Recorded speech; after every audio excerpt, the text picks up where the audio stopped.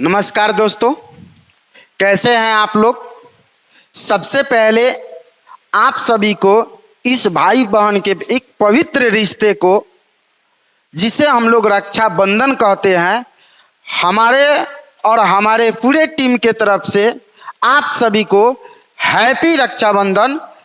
आप सभी जहां भी रहे खुश रहे, जहां भी रहे आनंद रहे, इसी तरह हंसते खिलते रहे। आइए इस रक्षाबंधन के त्यौहार को हम बहुत ही बेहतर तरीके से हमारे और हमारे पूरे YouTube परिवार के तरफ से आप सभी को फिर से एक बार हार्दिक शुभकामना है।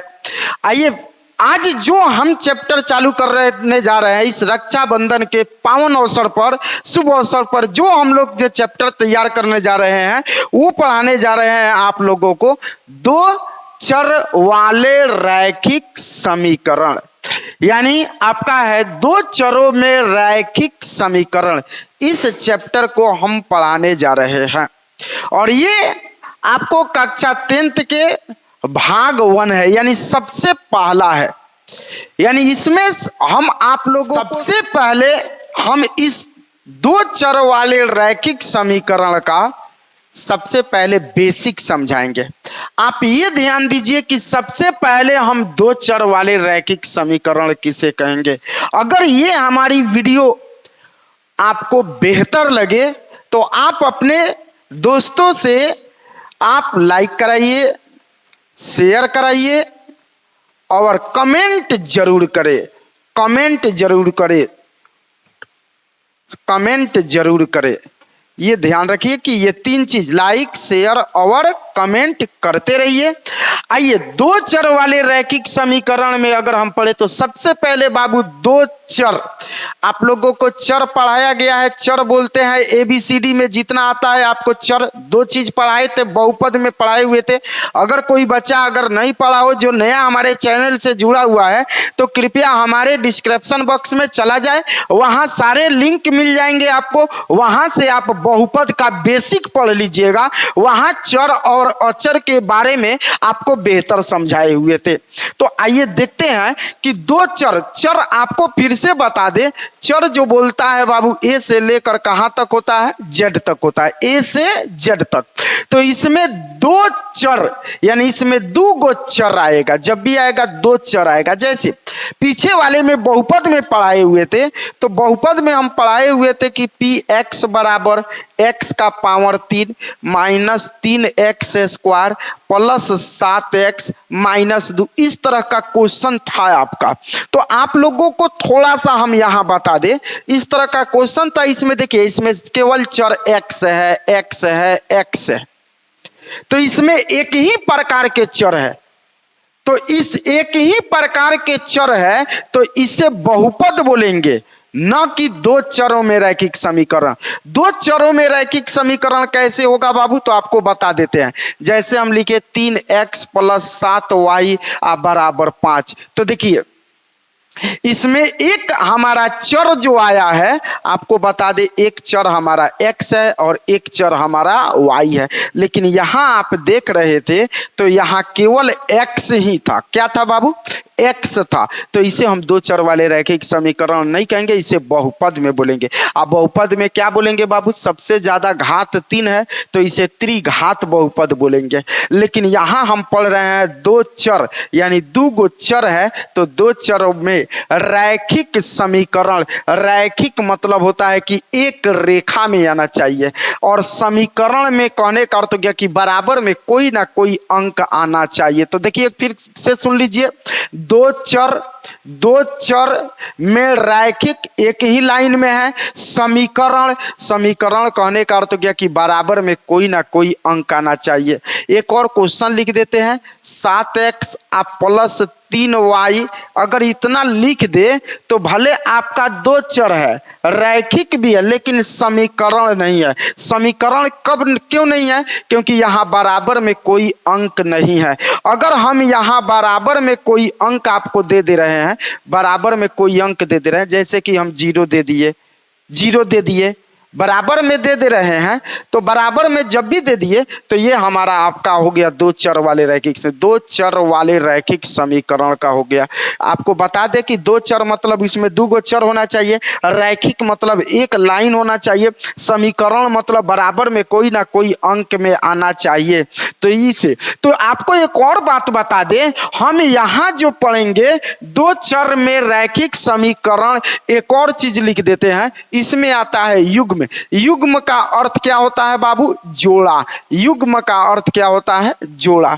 यानी इसमें हम जब भी पढ़ेंगे ना तो एक समीकरण नहीं पढ़ेंगे, इसमें जब भी पढ़ेंगे तो दो समीकरण पढ़ेंगे। क्या पढ़ेंगे बाबू?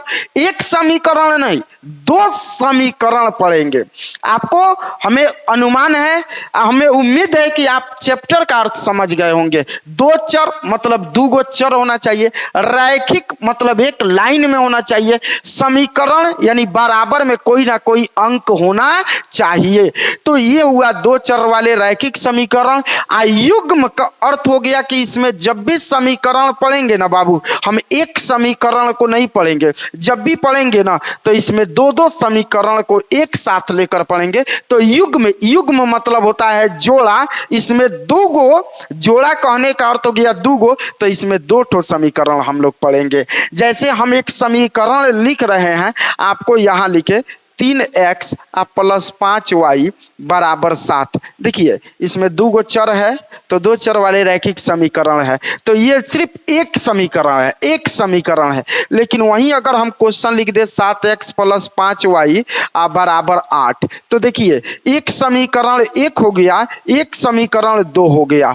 तो इसी को हम लोग बोलेंगे दो चर वाले रैखिक समीकरण का युग्म। हमें अनुमान है कि आपको सारे के सारे वीडियो समझ, सारे के सारे जो वीडियो है वो समझ आ रहा होगा, जो हम समझा रहे हैं वो टॉपिक आपको समझ आ रहा होगा। एक और चीज हम लिख देते हैं, चलो 3x माइनस 2y बराबर 5। अगर हम लिख दे 7x माइनस 3y बराबर 2, तो देखिए इसमें भी दो चर है। लेकिन आपको बता दें कि दो चर वाले रैखिक समीकरण किस रूप में होता है? जिस तरह आप लोग को बहुपद पढ़े हुए थे, तो बहुपद में रैखिक घात, द्विघात, त्रिघात पढ़े हुए थे। द्विघात में आपको पढ़ाए हुए थे बाबू कि द्विघात किस रूप में होता है? ax square plus bx plus c के रूप में होता है। त्रिघात किस रूप में होता है? तो ax cube plus bx square plus c x plus d के रूप में होता है।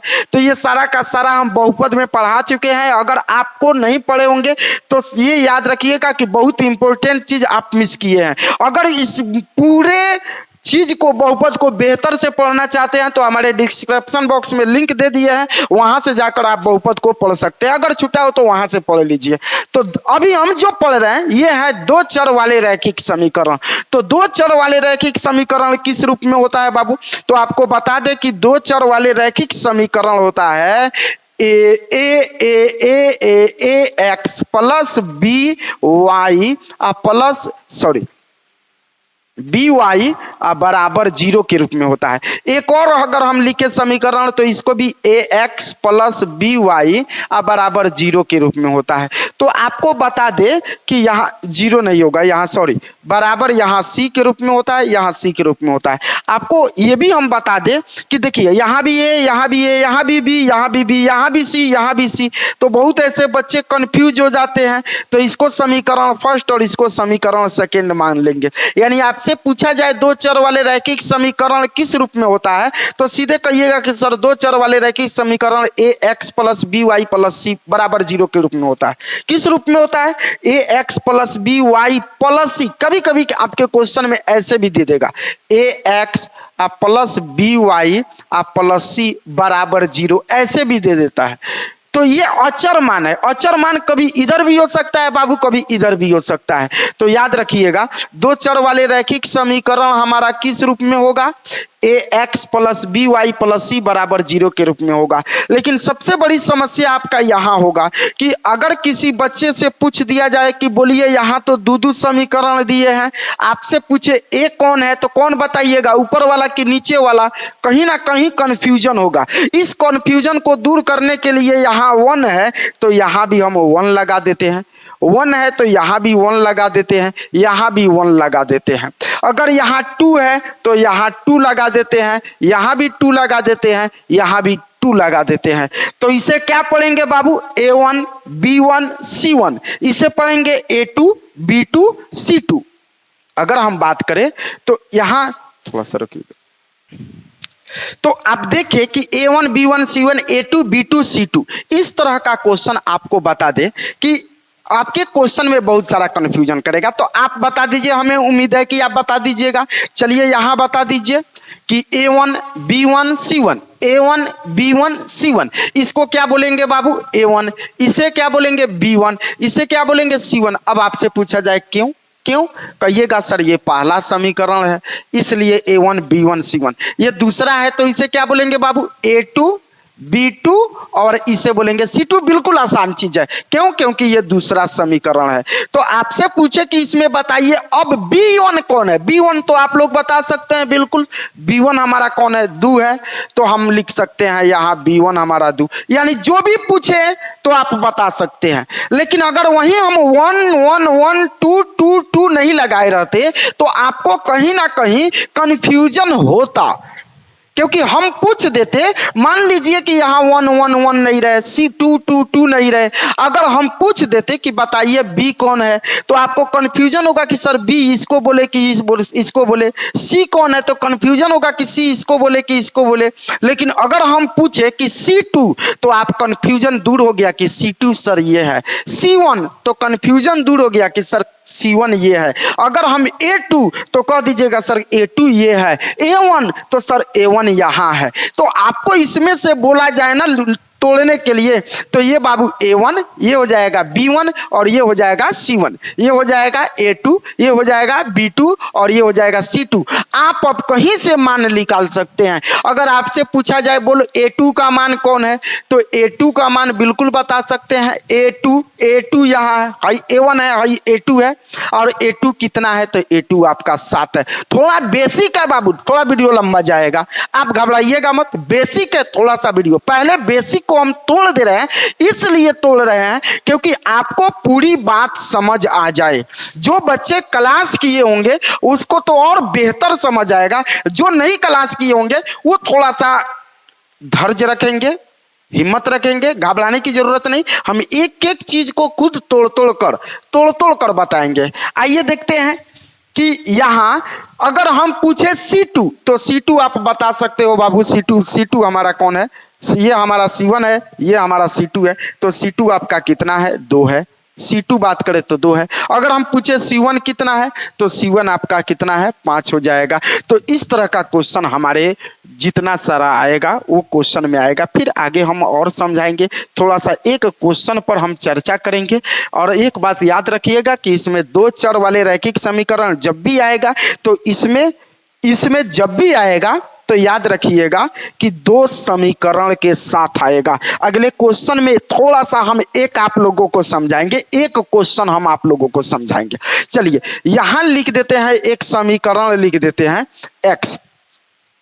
यहां समीकरण हम लिख देते हैं बाबू, यहां समीकरण लिख देते हैं 3x प्लस y बराबर यहां 7 लिख देते हैं। चलिए एक और लिख देते हैं 7x माइनस 3y बराबर 5 लिख देते हैं। ऐसे समीकरण, इसे आप फर्स्ट मान लीजिएगा, इसे सेकंड मान लीजिएगा। तो देखिए ये आपका ए बी सी क्या बोलिएगा बाबू? A B C. आप पहला है तो 1 लगा दीजिएगा।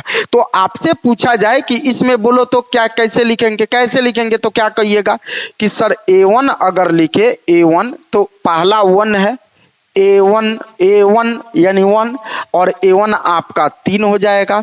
B1 की बात करें तो B1 देखिए यहाँ कोई अंक नहीं है, यहाँ कोई अंक नहीं है, इसका मतलब है कि वहाँ 1 छुपा हुआ है तो यहाँ 1 है। और C1 की बात करें तो ये हो जाएगा C1 हमारा 7।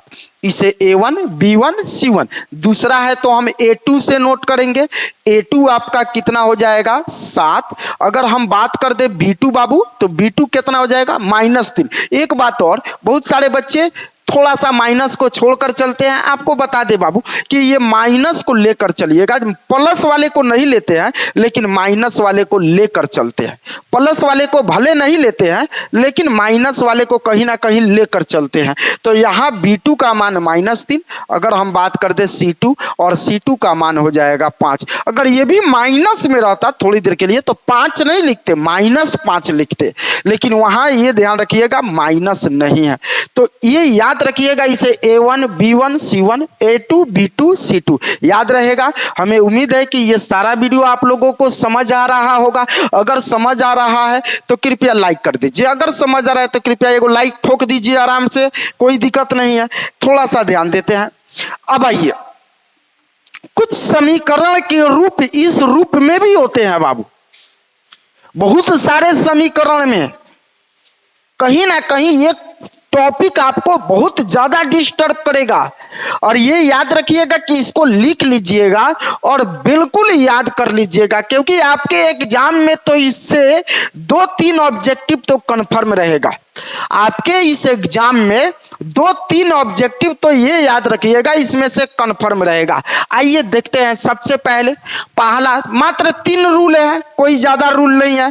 पहले रूल पर अगर ध्यान देते हैं तो याद रखिएगा A1/A2 बराबर नहीं है B1/B2 के, तो इसे आदित्य हल बोलेंगे। क्या हल बोलेंगे? आदित्य हल। एक बात और बता दे, आदित्य हल को केवल बोलता है, आदित्य हल को बोलता है, एक और चीज बोलता है कि केवल एक हल है। क्या बोलेंगे बाबू?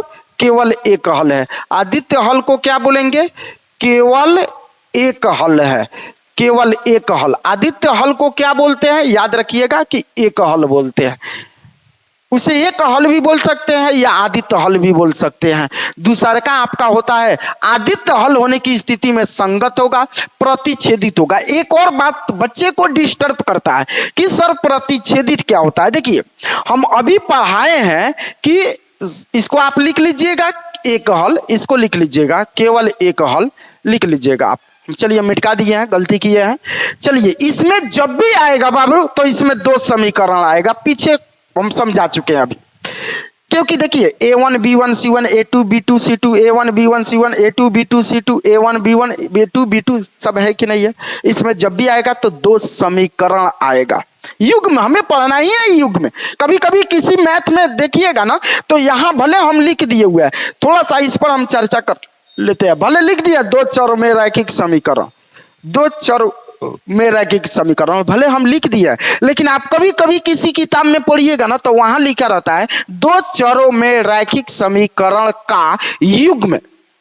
आप किसी मैथ में पढ़िएगा ना तो वहां लिखा रहता है 2 चरों में रैखिक समीकरण का युग्म। लेकिन यहां हम देखते हैं, थोड़ा सा अगर बात कर दे कि यहां देखिए प्रतिच्छेदित की बात कर रहे थे, प्रतिच्छेदित की बात कर रहे थे। प्रतिच्छेदित किसे बोलते हैं? 2 समीकरण है तो आपको मालूम होगा कि 2 रेखा जाएगा, 2 रेखा जाएगा। 2 समीकरण है, एक समीकरण से एक रेखा, तो 2 समीकरण से 2 रेखा होगा, और 2 रेखा एक दूसरे को प्रतिच्छेदित, प्रतिच्छेदित मतलब एक दूसरे को काटे, काटे। जैसे आप एक रेखा खींचे ऐसे, एक और ग्राफ खींचे, ग्राफ मतलब रेखा मतलब ग्राफ खींच रहे हैं तो ऐसे काट दिए, तो एक दूसरे को काट दिया, तो इसको बोलते हैं हम लोग प्रतिच्छेदित बोलते हैं। क्या बोलते हैं? प्रतिच्छेदित। और प्रतिच्छेदित का अर्थ होता है अविरोधी। ये बहुत सारे टीचर लोग नहीं बता पाता है, और ये बहुत सारे किताबों में भी खोजिएगा तो उतना नहीं मिल पाएगा, लेकिन आपके ऑब्जेक्टिव क्वेश्चन में इस पर थोड़ा सा डाउट कहीं ना कहीं करेगा, आप ये ध्यान रखिएगा।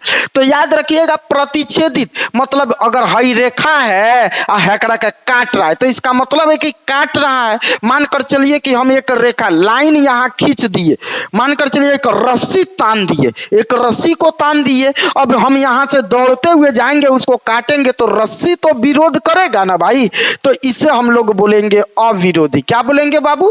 अविरोधी बोलेंगे। क्या बोलेंगे? अविरोधी बोलेंगे। तो ये ध्यान रखिएगा, अगर तीनों आपस में बराबर हो, A1/A2 बराबर B1/B2 बराबर C1/C2, तो इसका मतलब है कि अनंत हल है, क्योंकि सारा का सारा बराबर है तो बहुत सारा हल है। यहां कभी अनंत हल पूछ देता है तो कभी पूछ देता है अनेकों हल, अनेकों हल पूछ देता है। कभी कभी लिख देगा बहुत सारा हल, सारा का सारा अर्थ है अनेकों हल, अनंत हल। इसी की स्थिति में भी याद रखिएगा संगत होगा। ये कौन सी होगा इसकी रेखा? संपाति। संपाति किसे बोलते हैं? ये आप ग्राफ खींचे, एक रेखा खींचे, दूसरी रेखा भी इसी पर चली गई, अगर इसी रेखा पर चली गई तो इसी को बोलते हैं संपाति। संपाति। प्रतिच्छेदित किसे बोलते हैं बाबू? दोनों को काट दे, दोनों रेखा काटे। संपाति किसे बोलेंगे? तो याद रखिएगा कि आप ग्राफ खींच रहे हैं, एक रेखा खींच दिए, एक और रेखा खींच रहे हैं तो इसी पर चला गया, इसी रेखा पर गया तो उसे संपाति बोलेंगे। और इसका जो हल होगा ना वो कौन होगा? आश्रित होगा। क्या होगा बाबू? आश्रित होगा। तीसरा का a1/a2 बराबर b1/b2, यानी a1/a2 बराबर है b1/b2 के, बराबर नहीं है c1/c2 के, यानी दो बराबर है लेकिन तीसरा बराबर नहीं है। इस स्थिति में याद रखिएगा कोई हल नहीं होगा। और इसका जो होगा, जब कोई हल नहीं होगा तो असंगत होगा, संगत नहीं होगा क्या होगा? असंगत होगा। और यह रेखा जो होगा समानांतर होगा। समानांतर मतलब एक रेखा ऐसे गया, दूसरे रेखा ठीक इसके सामने चली जाएगी तो इसको समानांतर रेखा बोलेंगे। कौन रेखा बोलेंगे बाबू? समानांतर। और ये एक दूसरे को विरोध नहीं कर रहा है इसलिए इसको हम लोग क्या बोलेंगे? विरोधी बोलेंगे। तो हमें अनुमान है कि ये बेहतर समझ आया होगा कि अगर a1/a2 बराबर नहीं है b1/b2 के तो डायरेक्ट बोल दीजिएगा सर ये आदित्य हल है। आदित्य हल मतलब केवल एक हल है, एक हल है। अगर आपसे पूछा जाए कि ये संगत है कि असंगत है तो कहिएगा संगत है। अगर आपसे पूछा जाए कि इसका हल कैसा होगा तो कहिएगा कि सर प्रतिच्छेदित होगा। ये किस प्रकार का होगा तो कहिएगा कि जो ये अविरोधी होगा। किस प्रकार का रेखा होगा? अविरोधी होगा। दूसरा पूछा जाए कि अगर तीनों बराबर है तो तीनों बराबर है, इसका मतलब है कि इसका अनेकों हल है। सब का सब बराबर है तो सब का सब बराबर है, इसका मतलब है कि इसका अनेकों हल है। अनेकों हल है तो इसका मतलब है कि ये संगत है, संपाती है और क्या होगा? आश्रित होगा। और ये दो बराबर है लेकिन तीसरा बराबर नहीं है तो लिख दीजिएगा कोई हल नहीं होगा। कोई हल नहीं होगा तो असंगत होगा। और ये एक दूसरे को कहीं नहीं काटेगा, कहीं नहीं काटेगा, एक दूसरे को कहीं नहीं काटेगा, बस समानांतर जाएगा। और समानांतर जाएगा तो इसे हम लोग क्या बोलेंगे? विरोधी बोलेंगे। तो ये टॉपिक आपको कहीं ना कहीं आपको लिखना पड़ेगा, लिख लीजिए, इसको याद कर लीजिएगा। तो चलिए अब हम आपको लेकर चल रहे हैं, हम अपने टॉपिक पर, हम अपने क्वेश्चन पर लेकर चल रहे हैं आप लोगों को। यहां से हमारा क्वेश्चन अब चालू होगा। उम्मीद है कि जितना सारा समझाए हैं आपको समझ आया होगा। अगले क्वेश्चन पर अब चलते हैं, क्वेश्चन नंबर 1 पे। अगर हमारी ये बेसिक समझ आया होगा तो ठोक दो एक बार लाइक, आराम से ठोक दीजिए। लाइक ठोकने में कोई दिक्कत नहीं, अगर समझ आ रही है तब लाइक ठोक दीजिए। अगर आपको कोई डाउट है तो कमेंट कर दीजिए, अगर सब कुछ सही है तो शेयर कर दीजिए। तो आइए यहां देखते हैं, वह समीकरण युग्म जिसका केवल एक हल है। अभी हम समझाए हैं कि केवल एक हल है। रे पगला यहाँ देख ले, सब का सब लिख दिया। आदित्य मतलब होता है कि केवल एक हल। चल इसको अब मिटकाएंगे नहीं, केवल एक हल, केवल एक हल। इसको बोलेंगे अनंत हल मतलब अनेकों हल। चलो अनेकों हल, अनेकों हल। तो हमारा क्वेश्चन क्या है? क्वेश्चन में बोला है वह समीकरण युग्म जिसका केवल एक हल होता है, केवल एक हल होता है। तो बोलिए उसे क्या बोलेंगे? विरोधी की अविरोधी की आश्रित। हम बोले हैं ना कि यही टॉपिक हुआ तो है कि आपको जान मारेगा। अगर एक क्वेश्चन भी छूट गया ना तो ये ध्यान रखिएगा कि वहां से एग्जाम हॉल में अखड़ कर चलाइएगा। अखड़ कर आइएगा ना तो किसको दोष ठहराइएगा कि है, मुन्ना सर नहीं पढ़ा। अरे पागला तुम ध्यान तो दे, सारे टॉपिक को हम खोज खोज कर यहाँ रखे हुए हैं। आओ हम बता देते हैं। पहले वह समीकरण युग्म जिसका केवल एक हल होता है। अभी हम पढ़ाए हैं एक हल होता है, एगो हल। तो उसका एक हल मतलब आदित्य हल, आदित्य हल मतलब संगत, संगत मतलब प्रतिच्छेदित, प्रतिच्छेदित मतलब बताए हैं कि आपका अविरोधी, अविरोधी। तो बोलिए विरोधी की अविरोधी, तो आपका आंसर होगा बी। आइए दिखा भी देते हैं। आदित्य हल केवल एक हल है तो उसका क्या होगा? अविरोधी होगा। केवल एक हल है, अविरोधी है। ये ध्यान रखना कि ये डाटा नहीं है, ये एक छोटा सा डाटा नहीं है, ये ध्यान रखिएगा आपके शरीर का करेजा का टुकड़ा है। इसको बचा कर रखिएगा, आपके एग्जाम में बहुत एक टॉनिक के तरह काम करेगा। यहां देखिए केवल आदित्य हल यानी केवल एक हल मतलब क्या बोलेंगे इसे? अविरोधी बोलेंगे। क्या बोलेंगे बाबू? अविरोधी। तो वह समीकरण युग्म जिसका केवल एक हल है, केवल एक हल है। एक हल को याद रखिएगा कि हम लोग क्या बोलते हैं बाबू? आदित्य हल भी बोलते हैं। तो केवल एक हल है तो इसे क्या बोलेंगे? अविरोधी। यानी आपका आंसर क्या होगा? बी। अगले क्वेश्चन पर चलते हैं। समीकरण के निकाय देखिए तो a1 x b1 c1 बराबर 0, a2 b2 y2 c2। अरे सब के सब वही है यार, a1 b1 c1 a2 b2 c2। ये हमारा अगर बात कर दे तो ये हमारा समीकरण फर्स्ट है, अगर ये बात कर दे तो समीकरण सेकंड है। का कोई हल बोला है कि का कोई हल प्राप्त नहीं है। अगर थोड़ी देर के लिए यहां से हम प्राप्त को हटा दे, थोड़ा सा यहां से देखिएगा, हई हटा देते हैं, लो यहां से हटा देते हैं प्राप्त को। क्वेश्चन देखिए, आपको क्वेश्चन जो दिया है ना बाबू, ये गलत नहीं दिया है। आप ये मत कहिएगा कि सर उसमें प्राप्त गलत आ गया, नहीं, आपको क्वेश्चन कंफ्यूज करने के लिए दिया है। थोड़ा सा देखते हैं, हम प्राप्त को वहां से हटा देते हैं तो पढ़िए, कोई भी हल नहीं होगा, कोई भी हल नहीं होगा। आ जाइए हमारे डाटा में, कोई हल नहीं होगा। कोई हल नहीं होने की स्थिति में, कोई हल नहीं होने की स्थिति में क्या है? a1 बट्टा a2 बराबर है b1 बट्टा b2 के, लेकिन बराबर नहीं है हमारा c1 बट्टा c2 के। तो यहां देखिए हमारा कौन होगा जी? हमारा a1 बट्टा, ये भी नहीं होगा क्योंकि इसका तो होगा आदित्य हल। आदित्य हल अगर इसका बात करें तो ये तो सब बराबर है, सब के सब बराबर है, तो इसका अनेकों हल होगा। तो हम a1 बट्टा a2 बराबर है, तो आपका होगा ही नहीं। कभी ऐसा पढ़े या नहीं पढ़े? कभी तीनों के तीनों बराबर होगा? नहीं। जब पहला बराबर नहीं होगा तो दूसरा आगे बढ़ेंगे का? एक बात और आपको समझा दे कि देखिए, अगर आप a1 बट्टा a2 निकाल रहे हैं, b1 बट्टा b2 निकाल रहे हैं, अगर दोनों आपस में बराबर आ गया तब c1 बट्टा c2 निकालिएगा। यहाँ देखिए थोड़ा सा हम चर्चा कर देते हैं। अगर a1 बट्टा a2 निकाल रहे हैं, अगर b1 बट्टा b2 अगर निकाल रहे हैं, अगर दोनों बराबर आ गया तबे हम c1 बट्टा c2 निकालेंगे। अगर दोनों पहले ही दोनों बराबर नहीं आया है तो इसको निकालना हमारा बेकार है। इसको आप निकालिएगा ना तो ये बिल्कुल बेकार है, समझ जाइए, आप खुद कंफ्यूज हो जाइएगा। जब पहले बराबर नहीं आएगा तो दूसरा को क्या करोगे? करके निकाल के क्या करोगे?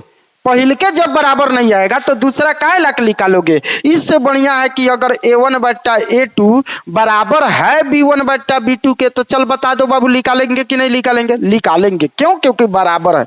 तो c1 बट्टा c2 भी निकाल दिए। अगर मान लीजिए कि अगर ये c1 बट्टा c2 कब नहीं निकलेगा? जब ये बराबर नहीं रहेगा तब। तो हाई बराबर नहीं है तो हाई निकालने की जरूरत है नहीं है, तो ये तो हमारे ऑप्शन में कोई है ये नहीं है, इसका तो चर्चा नहीं करेंगे। तो इसका तो आप जानते हैं आदित्य हल होता है, इसका अनेकों हल होता है, इसका कोई हल नहीं है, कोई हल नहीं होगा। तो आपका सही आंसर कौन होगा? सी। अगला क्वेश्चन देखते हैं। समीकरण निकाय इतना इतना इतना बराबर 0 का अनंत हल होगा जब a प्लस बी बराबर 0, a प्लस बी बराबर 1, a प्लस बी बराबर 2, a प्लस, पहले ध्यान दे दो बाबू, कौन हल पूछा है? अनंत हल। अनंत हल यहां लिखिए, अगर हम यहां लिखेंगे तो इसे हम यहीं पर लिख देते हैं, इसे a1, इसे क्या बोलेंगे? इसे a1, इसे b1, इसे c1। अगर इसकी बात करें तो इसे बोलेंगे a2, इसे बोलेंगे b2 और इसे बोलेंगे c2। क्या बोला है? अनंत हल है। तो अनंत हल के लिए आपको बताया गया है कि अनंत हल के लिए अगर हम बात करें तो अनंत हल के लिए हमारा होता है कि a1 बट्टा a2 बराबर b1 बट्टा b2 अब बराबर होता है हमारा c1 बट्टा c2। थोड़ा सा रखते हैं, a1 बट्टा a2, a1 आपका कुछ नहीं है तो वहाँ 1 है, तो 1 बट्टा a2 आपका वहाँ देखिए a2 हमारा कितना है बाबू? a2 कितना है? x यानी a आप बराबर b1, तो b1 बोलेंगे तो यहाँ क्या बोलेंगे? 2 और B2 बोलेंगे तो वहां क्या बोलेंगे बाबू, B2 कितना है हमारा A माइनस बी रख दिए। बोल C1 बोलेंगे तो हम क्या बोलेंगे यहाँ बाबू हमारा 5, और C2 की बात करें तो C2 हमारा कितना है 10। अब देखिए ये तीनों के तीनों आपस में बराबर है, क्या कह सकते हैं बाबू, तीनों के तीनों आपस में कौन सी है, बराबर है। तो तीनों में से कोई लेकर बना सकते हैं, लेकिन रहा बात सब में A प्लस बी सब में है, तो हम क्या करेंगे, यहाँ क्या करेंगे कि यहाँ कोई दो को लेकर बनाएंगे, तो यहाँ 1/a बराबर अगर हम लिख रहे हैं 2/, यहाँ A माइनस बी, हम यही दो को लेकर बना रहे हैं, तो यहाँ तिरछी गुना करिएगा, तो 2 में A से गुना करेंगे 2A, 1 में इतना से गुना करेंगे तो A माइनस बी, तो ये हो जाएगा 2A, अब प्लस में है इधर आएगा तो माइनस A, माइनस में है इधर आएगा तो प्लस B, बराबर क्या हो गया 0। तो 2 A में से 1 A घटा देंगे, 1 A बचेगा, प्लस B बराबर 0। बता दो तो A प्लस बी बराबर 0, कौन आंसर होगा हमारा, A आंसर होगा। अगले क्वेश्चन पर देखते हैं, दो रैखिक समीकरण का आलेख प्रतिच्छेदित रेखा, प्रतिच्छेदित मतलब अभी समझाए कि एक रेखा दूसरे को बिल्कुल काट दे, इसी को बोलते हैं प्रतिच्छेदित रेखा। और प्रतिच्छेदित रेखा तब होती है जब रैखिक समीकरण का कौन हल होता है बाबू, कोई हल नहीं कि एक हल की, दो हल की, अंततः अनेकों हल। तो पगला कहीं का दो हल तो कोई में होता ही नहीं है, ये तो सबसे पहले सरासर गलती बोला है। अब रहा बात कि यही तीनों है, तो देखिए अनेकों हल में क्या होता है बाबू, संपाती होता है। क्या होता है राजा, संपाती होता है, कोई हल नहीं होता है, कोई हल में कौन होता है बाबू, समानांतर होता है। क्यों, क्योंकि कोई हल मतलब होता है कि जो कहीं कट में नहीं करेगा ग्राफ हुआ, तो समानांतर। तो आपका सही आंसर कौन होगा, एक हल, यानी आदित्य हल का रेखा जो होगा ना वो प्रतिच्छेदित होगा आदित्य हल का। आप डाटा अगर लिखे हो, अगर डाटा लिख लीजिए, डाटा लेकर बैठिए, क्योंकि जब भी हम पढ़ाएंगे तो आप कंफ्यूजन होगा तो एक बार डाटा में देख लीजिएगा, डाटा में देखिएगा ना तो सारे क्वेश्चन को कंफ्यूजन आपका दूर होते जाएगा, ये ध्यान रखिएगा। अगर आप याद कर लिए हैं तो वाह, वो तो सोना पर सुहागा है और बेहतर हो जाएगा आपका। अगले क्वेश्चन को देखिए, दो रैखिक समीकरण के आलेख समानांतर होते हैं, अभी पढ़ाए हैं, दो रैखिक समीकरण के आलेख समानांतर होते हैं, समानांतर रेखाएं हैं तब रैखिक समीकरण का युग्म बता दो। कोई हल नहीं कि एक हल की दो हल, अरे ये भी नहीं होगा अभी कि अनगिनत मतलब होता है अनेक हल, बता दो। एक हल तो नहीं होगा क्योंकि एक हल का होता है कि दोनों एक दूसरे को प्रतिच्छेदित करता है।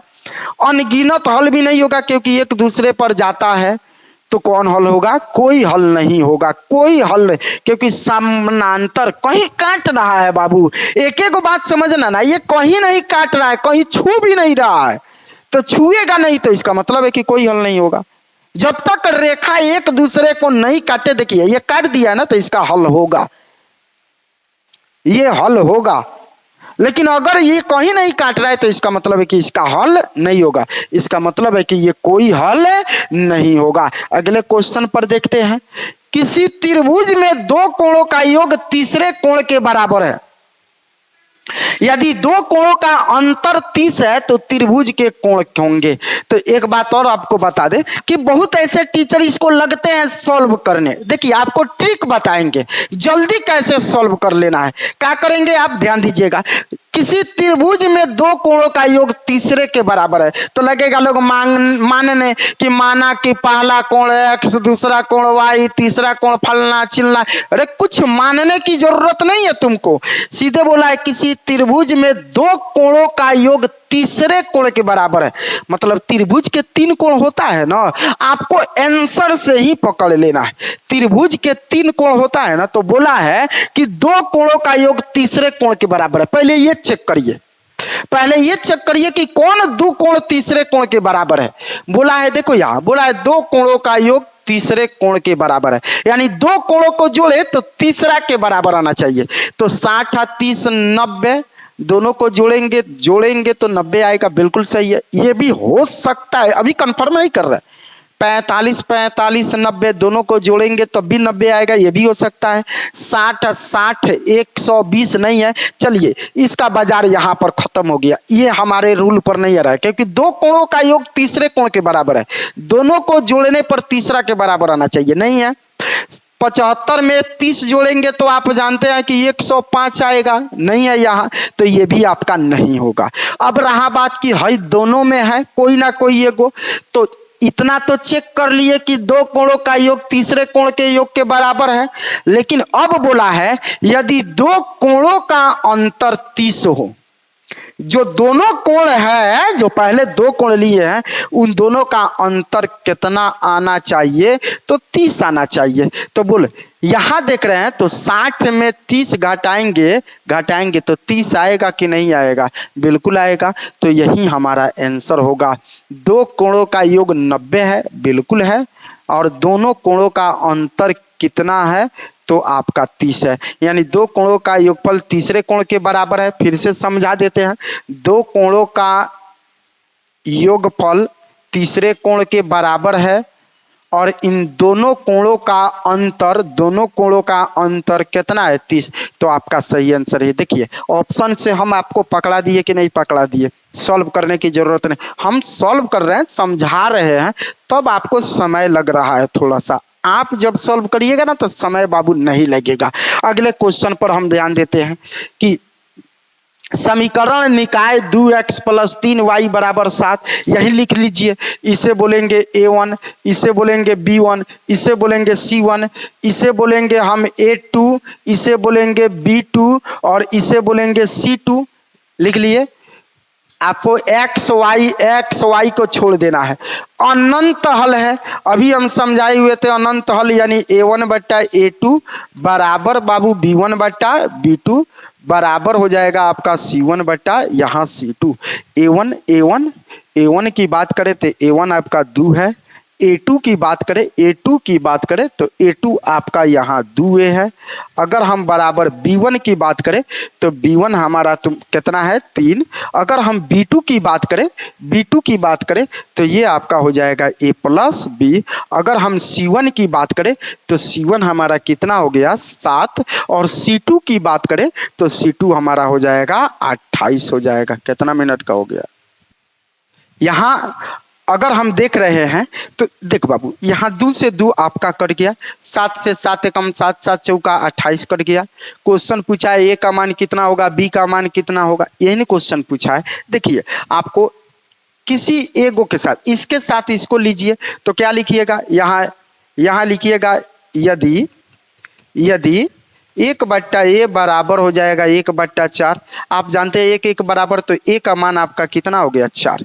a का मान कितना हो गया? 4। देख लीजिए a का मान 4 किस में है? यहीं आपका पकड़ा गया। a का मान 2 है, a का मान 3 है, a का मान 4 है, यानी यही आंसर होगा। आपको आगे निकलने की जरूरत नहीं है, ऑब्जेक्टिव सॉल्व कर रहे हैं। अगर आपको b का भी मान निकालना होगा तो हम इसके साथ इसको लिए हैं, आप इसके साथ इसको ले लीजिएगा और a का मान उसमें रख दीजिएगा, b का मान सॉल्व हो जाएगा।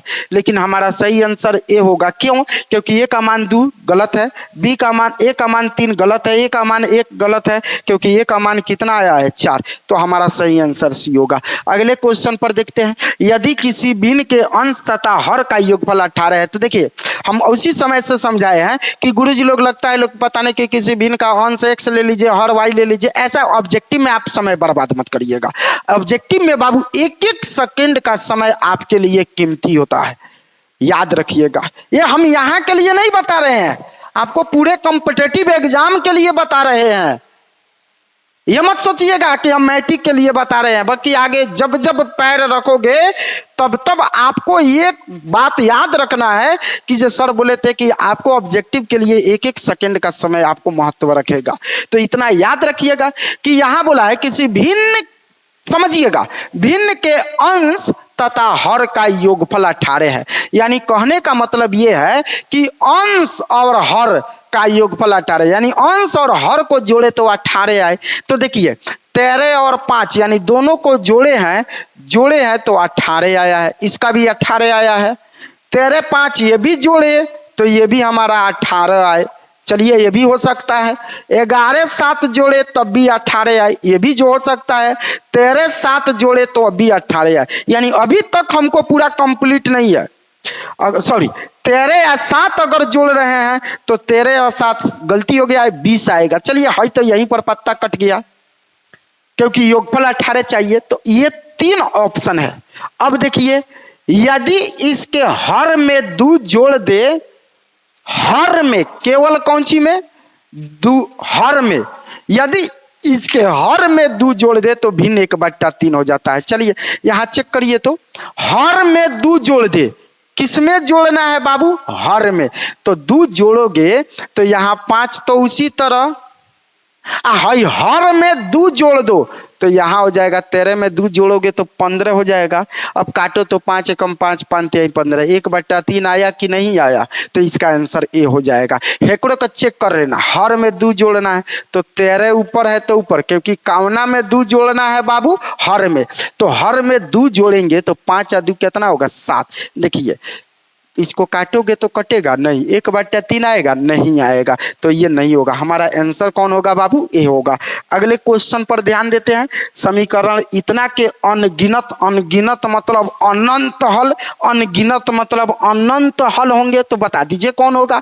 अनंत हल में तो हई बराबर बराबर मतलब सारा का सारा बराबर होना चाहिए। अनंत हल में सारा का सारा बराबर होना चाहिए, यानी सही आंसर आपका ए होगा। अगले क्वेश्चन पर ध्यान देते हैं। P के किस मान के लिए समीकरण युग्म का कोई हल नहीं है, कोई हल नहीं है। चलिए इसको अगर लिखेंगे तो इसे A1 लिखेंगे, इसे B1 लिखेंगे, इसे C1 लिखेंगे, इसे क्या लिखेंगे बाबू, A2 B2 C2 लिखेंगे।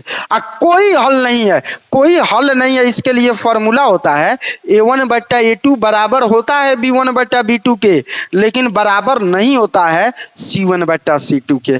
तो हमें यही दोनों बराबर है ना, इसी को लेकर हल करना है।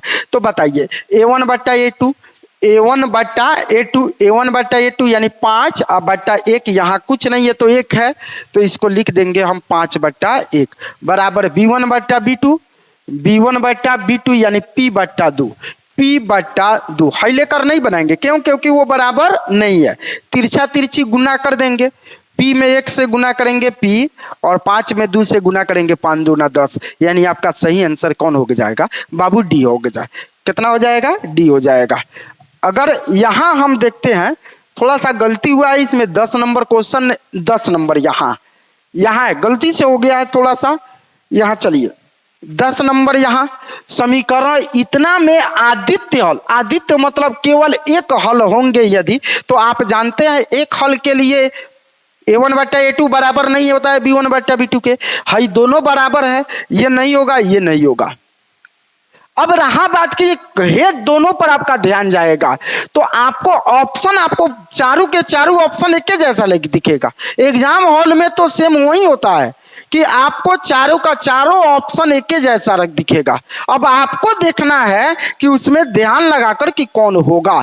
तो आपको बता दे कि यहाँ A1/A2 बराबर नहीं है B1/B2 के, कि A1/A2 बराबर नहीं C1, हाई होकबे नहीं करेगा, C1/C2 नहीं होगा। हमारा सही आंसर क्या होगा, C। तो हम एक आप लोगों से रिक्वेस्ट कर रहे हैं कि ये हमारा बेसिक था, और इस रक्षाबंधन के शुभ अवसर पर फिर से एक बार आप सभी को हमारे YouTube चैनल ऑब्जेक्टिव बाबा के तरफ से आप सभी को फिर से हार्दिक हार्दिक अभिनंदन करते हैं। और यहाँ जितने सारे ऑब्जेक्टिव क्वेश्चन आपको पढ़ाए हैं, सबसे पहले इसका बेसिक आप पढ़िए, बेसिक पढ़िए। बहुत कम ही ऑब्जेक्टिव पढ़ा पाए हैं क्योंकि समय बहुत कम है, इसके लिए हम क्षमा चाहते हैं। फिर अगले बार जब लेकर आएंगे तो 10 के आगे हम 25-25 क्वेश्चन लेकर आएंगे, और इससे भी बेहतर कोशिश करेंगे आपको समझाने के लिए। अगर आपको ये वीडियो हमारी अच्छी लगी हो, ऑब्जेक्टिव हमारा अच्छा लगा हो, तो जितने सारे 10th वाले बच्चे हैं सबके पास शेयर करिए।